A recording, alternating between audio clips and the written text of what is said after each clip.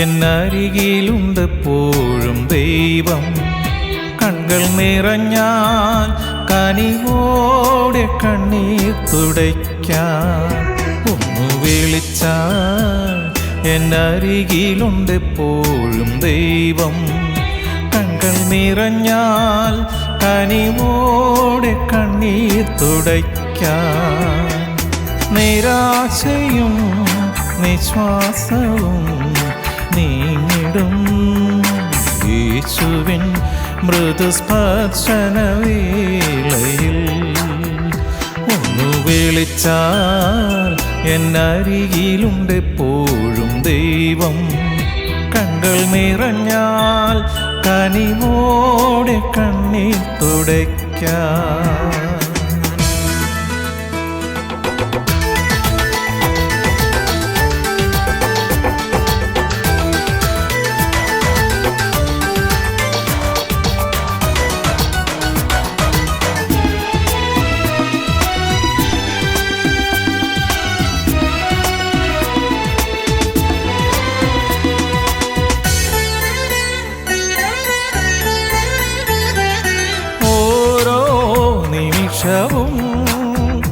എന്നെ അറിയും ദൈവമേ,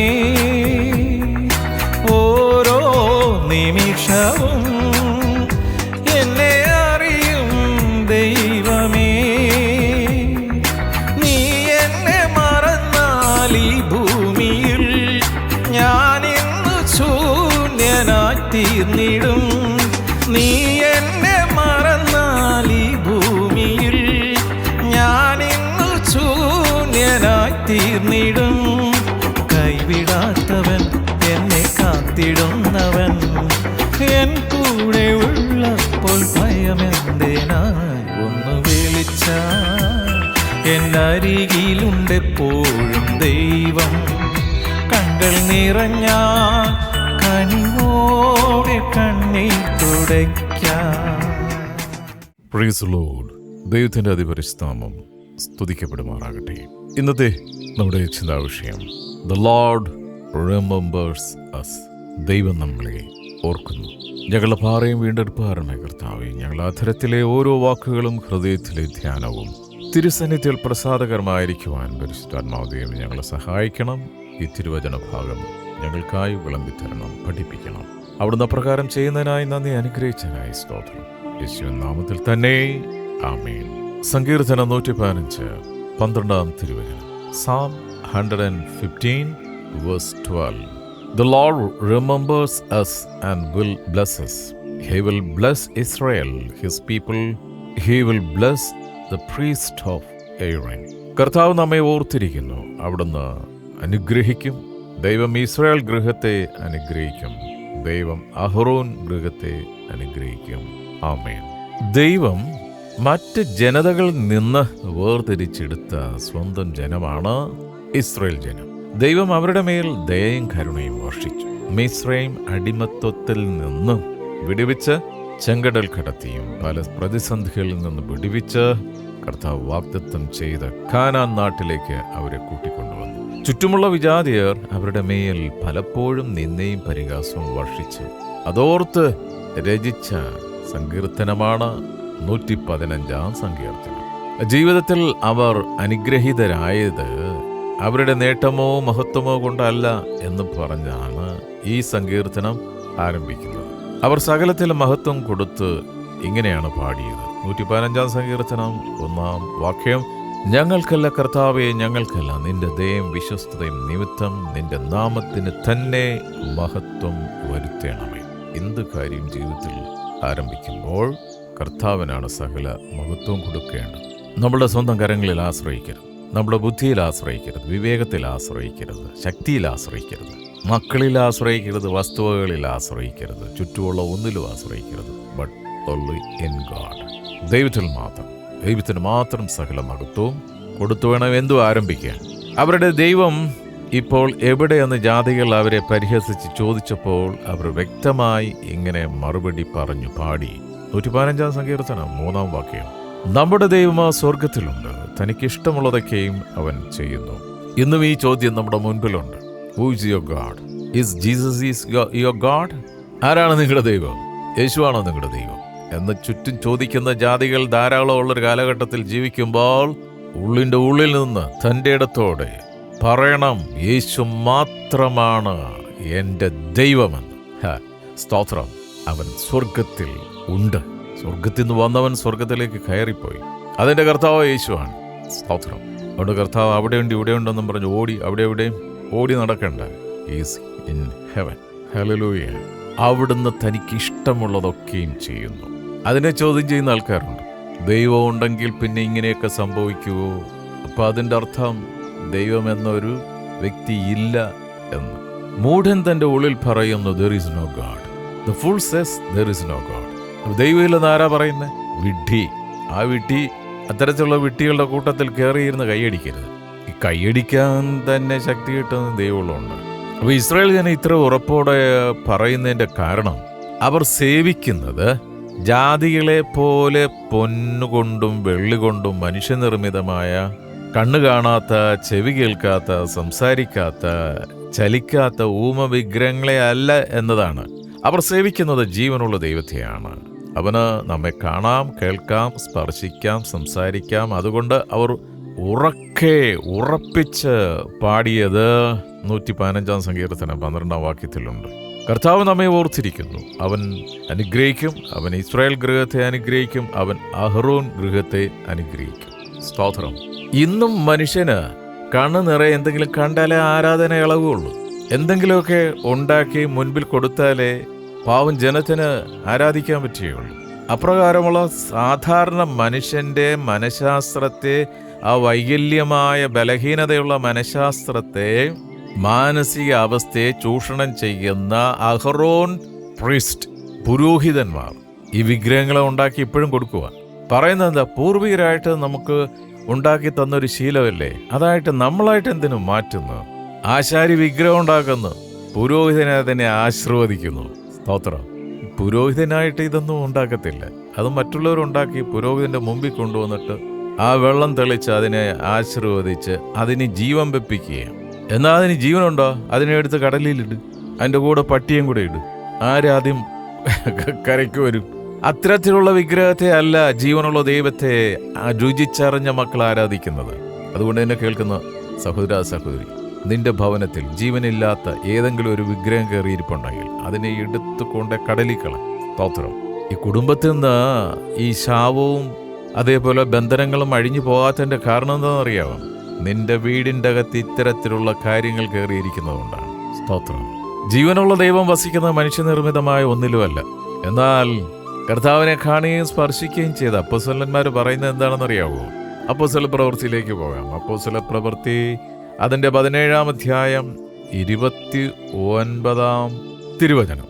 നാം ദൈവത്തിൻ്റെ സന്താനമെന്ന് വരികയാൽ ദൈവം മനുഷ്യന്റെ ശില്പവിദ്യയും സങ്കല്പവും കൊണ്ട് കൊത്തിത്തീർക്കുന്ന പൊന്ന്, വെള്ളി, കല്ല് എന്നിവയോട് സദൃശ്യമെന്ന് നിരൂപിക്കേണ്ടതല്ല.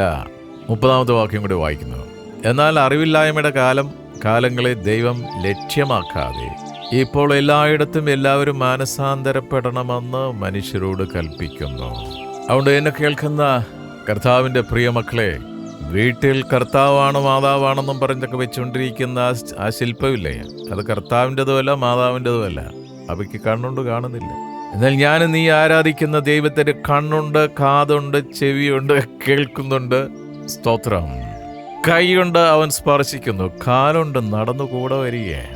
അപ്പോൾ അപ്പോസ്തലന്മാർ പറയുകയാണ്, ആശാരി ഉണ്ടാക്കി തന്ന വിഗ്രഹത്തിലാണ് ദൈവത്തിൻ്റെ സാന്നിധ്യമെന്ന് വിശ്വസിക്കരുതെന്ന് അപ്പോസ്തലന്മാർ പഠിപ്പിക്കുമ്പോൾ ഇതേവരെ ആ വചനം തല കയറിയില്ലല്ലോ.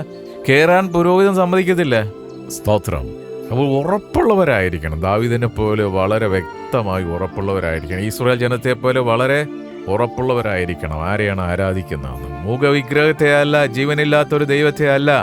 ജീവനില്ലാത്ത ദൈവത്തെ ആരാധിക്കുമ്പോഴാണ് സ്തോത്രം ഉടമ്പടിയൊക്കെ എടുത്ത് ആരാധിക്കേണ്ടത്. സ്തോത്രം. എന്നാലും ആരാധന കേൾക്കുക. അവിടെ എന്തെങ്കിലുമൊക്കെ അനുഗ്രഹം പിശാചും കൊടുക്കും. അത് കൊടുക്കുന്നതുകൊണ്ടാണല്ലോ, ലഭിക്കുന്നതുകൊണ്ടാണല്ലോ സ്തോത്രം വചനത്തിന് വിരുദ്ധമായിട്ട് നടക്കുന്ന പല പ്രവൃത്തികളും ചെന്ന് തലവെച്ചു കൊടുക്കുന്നത്. കഷ്ടതകളിൽ, പ്രതികൂലങ്ങളിൽ നമുക്ക് ഉറപ്പിച്ച് പറയുവാൻ കഴിയണം, നമ്മുടെ ദൈവം സ്വർഗത്തിലുണ്ട്. യഹോവ നമ്മെ ഓർക്കുന്നുവെന്ന്. സ്തോത്രം. സ്വർഗരാജ്യം നിങ്ങളിൽ തന്നെ എന്നല്ലേ കർത്താവ് പറഞ്ഞേ.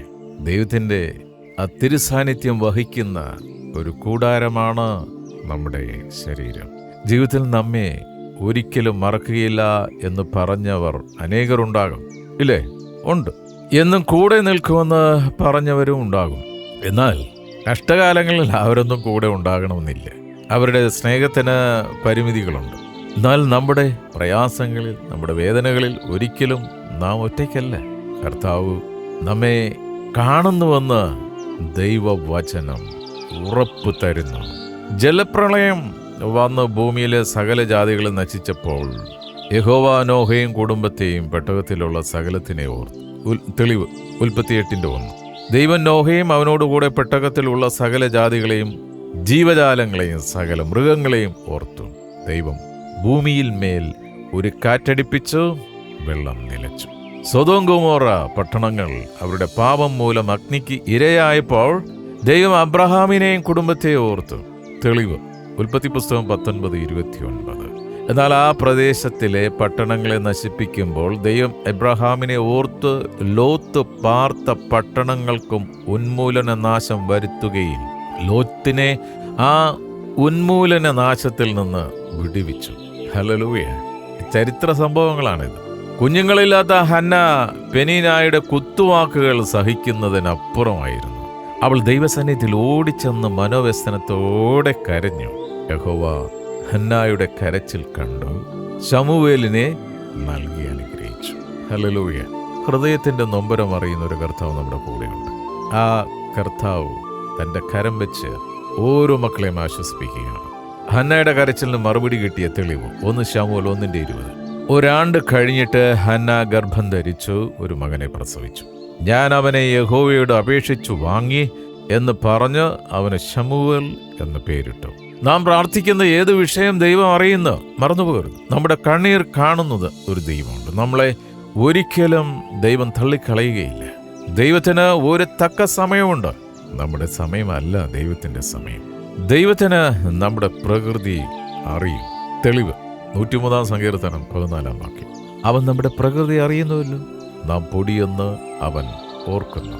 മണ്ണിൽ നിന്ന് മെനഞ്ഞ മനുഷ്യനെ നോക്കി കർത്താവ് പറയും, മനുഷ്യ നീ മണ്ണാകുന്നു, മണ്ണിലേക്ക് തന്നെ മടങ്ങണം. ഇങ്ങനെയൊക്കെ ഇവിടെ തന്നെ അടിച്ചുകൂടി നിൽക്കാമെന്ന് വിചാരിക്കേണ്ട. സ്തോത്രം. മണ്ണിലേക്ക് പോകാനുള്ളതാണ്. അതുകൊണ്ട് അഹങ്കാരമൊക്കെ കുറച്ച് മറ്റുള്ളവരോട് കാണിച്ച് 6 അടി മണ്ണിന് വേണ്ടി ഒരുങ്ങിക്കും. ഇപ്പോഴത്തെ ഒരു പ്രത്യേകത 6 അടി മണ്ണ് പോലും വേണ്ട. മനുഷ്യൻ്റെ ആ വണ്ണത്തിൻ്റെ ആ റൗണ്ട് എടുത്തിട്ട് നേരെ കുഴിയിലോട്ടാണ്.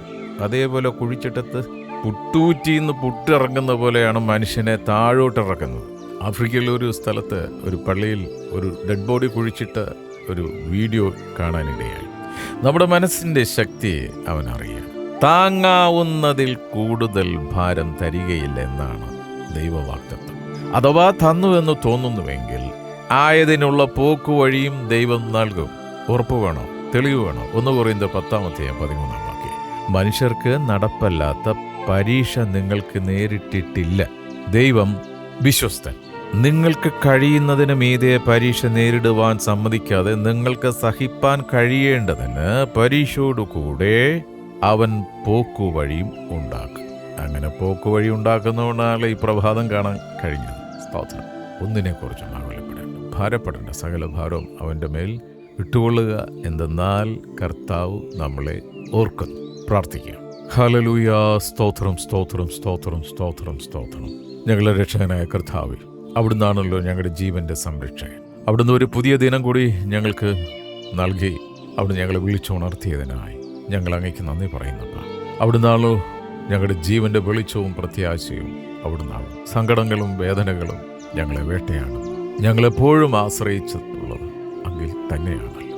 അപ്പാ, എൻ്റെ മനസ്സിന് താങ്ങാനാവാത്ത സങ്കടങ്ങൾ എനിക്ക് നൽകരുതേ കർത്താവേ. ഇന്ന് ഞാൻ അഭിമുഖീകരിക്കുന്ന എല്ലാ പ്രശ്നങ്ങളും പരീക്ഷണങ്ങളും ആകുലതകളും സങ്കടങ്ങളും അങ്ങയുടെ കൈകളിൽ സമർപ്പിക്കുന്നു. അപ്പാ, അങ്ങല്ലാതെ ആശ്രയിപ്പാൻ എനിക്ക് മറ്റാരുമില്ലല്ലോ. അങ്ങയുടെ തിരുവചനങ്ങൾ വായിക്കുന്നതിലൂടെ ഓരോ ദിവസവും ആശ്വാസവും മാർഗനിർദ്ദേശവും പ്രത്യാശയും കണ്ടെത്തുവാൻ അവിടെ ഞങ്ങളെ സഹായിക്കുന്നതിനായി സ്തോത്രം ചെയ്യുന്നു. അവിടുത്തെ വചനം, തിരുവചനം മറ്റുള്ളവരുമായി പങ്കുവയ്ക്കുവാൻ അവിടെ ഞങ്ങളെ ഉപയോഗിക്കുന്നതിനായി സ്തോത്രം ചെയ്യുന്നു. കൂടുതൽ വിശുദ്ധിയും കൃപയും ഞങ്ങളിൽ നിറച്ചാൽ ജീവിതത്തിൽ ഉണ്ടാകുന്ന സങ്കടങ്ങളും വേദനകളും എല്ലാം എനിക്കൊരു അനുഗ്രഹമായി അവിടുന്ന് മാറ്റുന്നതിനായി നന്ദി പറയുന്നു. ഈ ദിവസം അങ്ങയുടെ അനുഗ്രഹങ്ങളും സന്തോഷവും സമാധാനവും എന്നും ഞങ്ങളിൽ നിലനിൽക്കുവാൻ ഞങ്ങളെ സഹായിക്കണമേ. അങ്ങയിൽ കൂടുതൽ ആശ്രയിച്ച് മുന്നോട്ടോടുവാൻ ഞങ്ങളെ ഇന്ന് പഠിപ്പിച്ചതിനായി സ്തോത്രം ചെയ്യുന്നു. വാർദ്ധക്യത്തിലായിരിക്കുന്ന മാതാപിതാക്കളെ സമർപ്പിച്ച് പ്രാർത്ഥിക്കുന്നു. അവിടെ തിരുവുള്ളത്തിൽ അവരെ സൂക്ഷിക്കുന്നതിനായി നന്ദി. ഞങ്ങളുടെ മാതൃരാജ്യമായ ഇന്ത്യ അനുഗ്രഹിച്ച് പ്രാർത്ഥിക്കുന്നു. ഇന്ത്യ അനുഗ്രഹിക്കപ്പെട്ടൊരു രാജ്യമായി മാറട്ടെ. ഞങ്ങളുടെ തലമുറകളെ ഓർത്ത് പ്രാർത്ഥിക്കുന്നു. സ്വർഗത്തിൻ്റെ സംരക്ഷണത്തിൽ മക്കളെ കാത്തു പരിപാലിക്കുന്നതിനായി നന്ദി. അവിടെ ഞങ്ങൾക്ക് തന്നിരിക്കുന്ന എല്ലാ നന്മകൾക്കുമായി സ്തോത്രം ചെയ്യുന്നു. ഇന്നത്തെ ഞങ്ങളെ എല്ലാ പ്രവൃത്തികളെയും അവിടെ നിന്ന് അനുഗ്രഹിച്ചിരിക്കാൻ നന്ദി പറയുന്നു.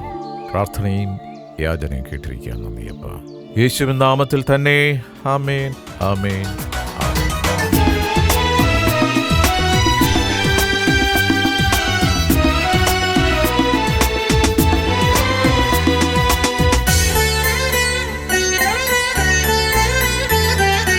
അറിവിൻ നാളമായി എന്നിൽ തെളിയും ദൈവമേ, അറിവിൻ നാളമായി എന്നിൽ തെളിയും ദൈവമേ, നീ നൽകിടുന്ന താലന്തുകൾ എന്നുള്ളിലെന്നും കൃപയും ധനം, നീ നൽകിടുന്ന താലന്തുകൾ എന്നുള്ളിലെന്നും കൃപയും ധനം, അഗ്നിനാളമായി എന്നിൽ ആവസിക്കുന്നു. എൻ ജീവിതത്തിൻ അതിനാഥനായി ഒന്നു വിളിച്ചാൽ എന്നരികിലുണ്ടെപ്പോഴും ദൈവം. കണ്ണുകൾ നിറഞ്ഞാൽ കനിവോടെ കണ്ണീർ തുടയ്ക്കാൻ ഒന്നു വിളിച്ചാൽ എന്നരികിലുണ്ടെപ്പോഴും ദൈവം.